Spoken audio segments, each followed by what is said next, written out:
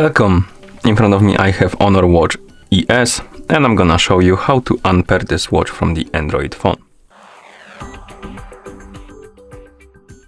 First thing we need to do is to open the Huawei Health application on the phone that is paired with our watch. So let's open the app. Once you open the application, tap on the devices icon.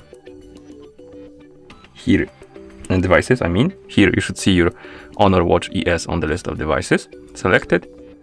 And once you open the device page for your Honor Watch ES, tap on the More Options icon in the top right corner, tap on Unpair Device, and tap on Unpair to confirm. The watch will disappear from the device page. Now you can close the app and you can open the settings. In settings, find the Bluetooth option or connected devices and tap on it. And here check if the Honor Watch ES is on the list. As you can see in my case it's not, but if it was on your phone, you need to tap on the settings icon next to it, tap on forget this device and forget device again to remove it. And once you're done, you can close the settings. And that's how you unpair this watch from the Android phone.